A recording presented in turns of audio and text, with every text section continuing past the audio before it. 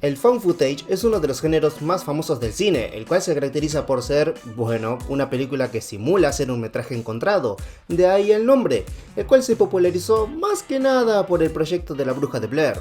Por lo mismo, y para hacer más creíble el concepto de metraje encontrado, muchas películas prefieren utilizar la técnica de la cámara en mano, la cual nos sitúa en primera persona en la narrativa. Para algunos, esto hace más inmersiva la historia, mientras que para otros, solo entorpece la obra al no dejarnos tener un panorama más general de lo que sucede. Y películas de este género tenemos para elegir, desde comedias excelentes como Proyecto X, hasta dramas como Chronicle o incluso peliculazas de terror como la saga de VHS, la cual lleva al extremo el concepto de metraje encontrado. Es un género que se presta para lo que te imagines, puesto que incluso los míticos videos de duendes 100% reales pertenecen, sin saberlo, a este mismo. Los voy a matar. Pero de entre todas las obras found footage, hay una que destaca muchísimo para los fanáticos del género zombie, una película española que parecía haber salido de la nada misma y que impresionó a todo el mundo por su excelente guión, actuaciones y, por sobre todo, la dirección.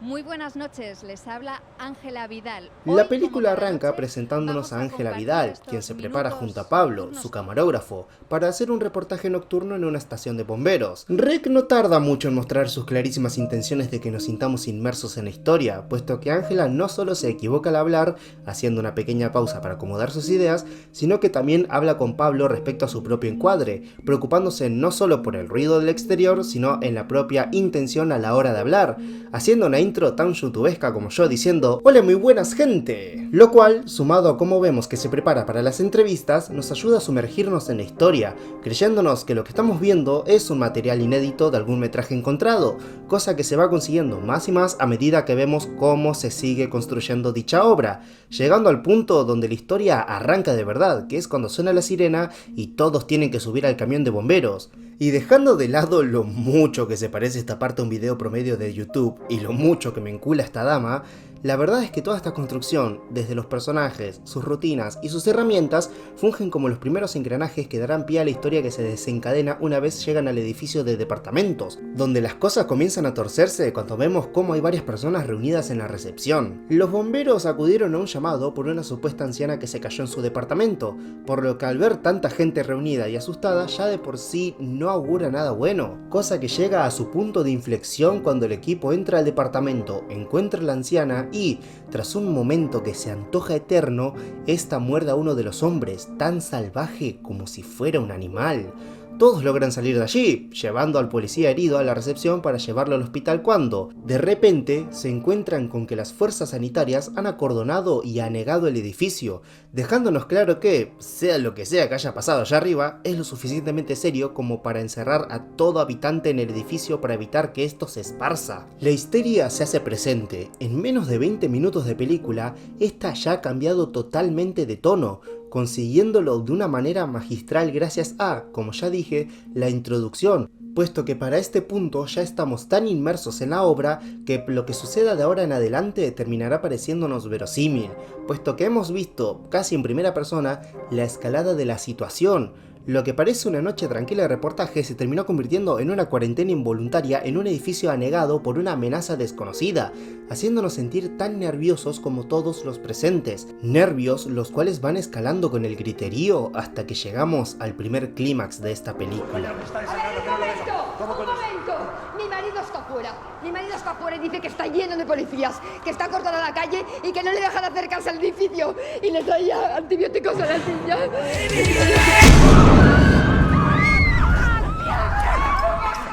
Algo ha lanzado a aquel hombre, y aunque todos sabemos de qué se trata, la construcción previa ayuda a que nos sintamos tan nerviosos como los personajes cuando estos suben a investigar, consiguiendo que se nos dispare la adrenalina cuando la anciana se levanta presa de la cólera, corriendo hacia los protagonistas. Los disparos del policía suenan tan atronadores que nos ensordecen, y los movimientos de la cámara son tan erráticos que apenas si nos dejan entender qué sucede, transmitiéndonos con una precisión quirúrgica aquel sentimiento de terror, de un pánico tan profundo y volátil que nos hace reaccionar al mínimo estímulo, como si estuviéramos en ese preciso lugar, haciendo que, para este punto, nos sintamos totalmente inmersos en la obra, sin poder dar marcha atrás. Nos convertimos en uno más en esta historia, o mejor dicho, nos vuelven partícipes de la misma. Tomamos el mismo rol que el de Pablo, uno pasivo, de un espectador, porque eso es Pablo, un portal entre los sucesos y el respetable.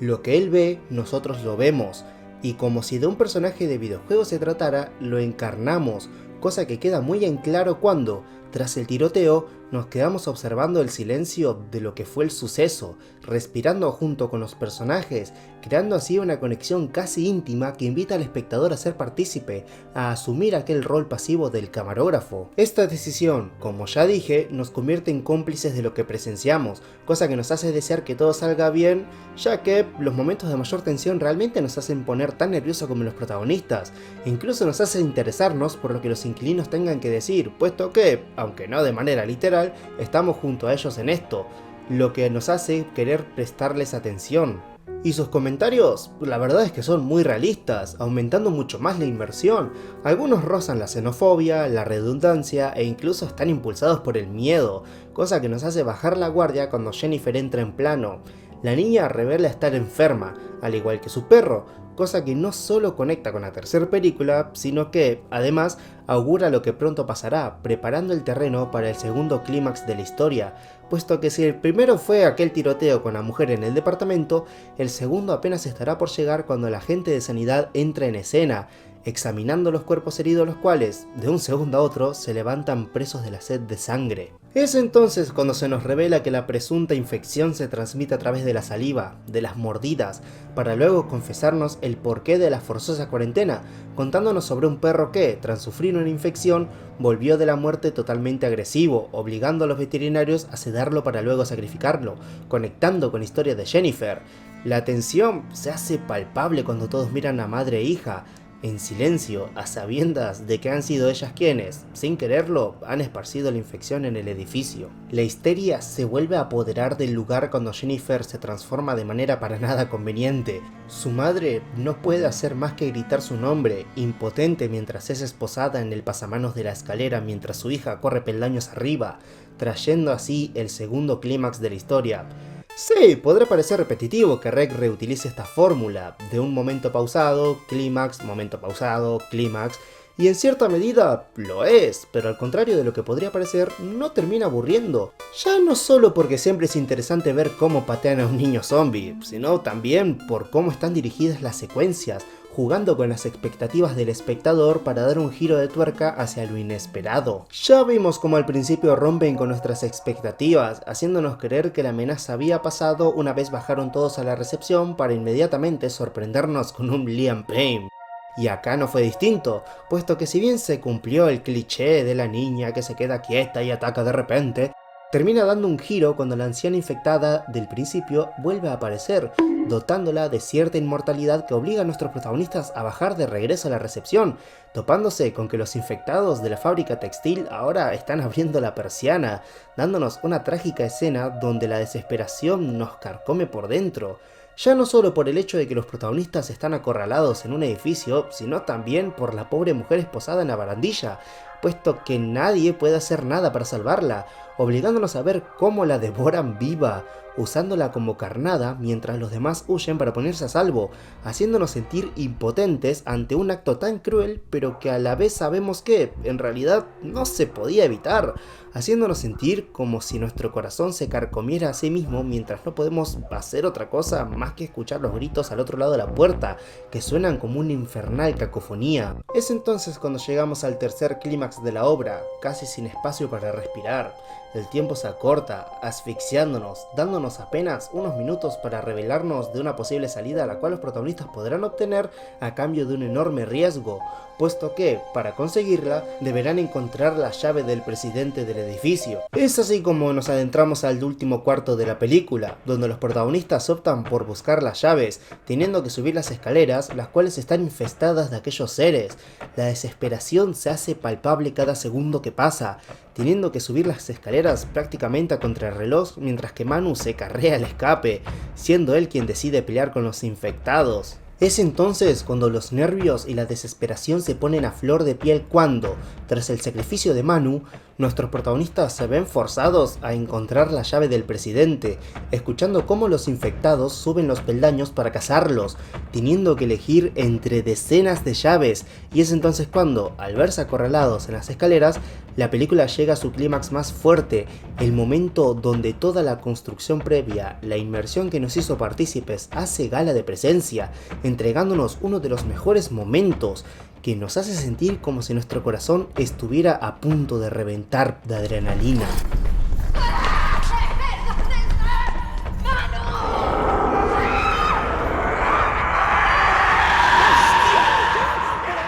Los protagonistas tienen que abrir una puerta, eligiendo entre decenas de llaves mientras escuchan cómo los muertos suben, hambrientos y furiosos. Ninguna llave parece funcionar, y cuando los infectados estaban apenas unos peldaños de alcanzarlos, finalmente consiguen entrar al departamento, cerrando la puerta justo antes de ser devorados por el enemigo, entrando así en la parte final de la película, donde se nos revela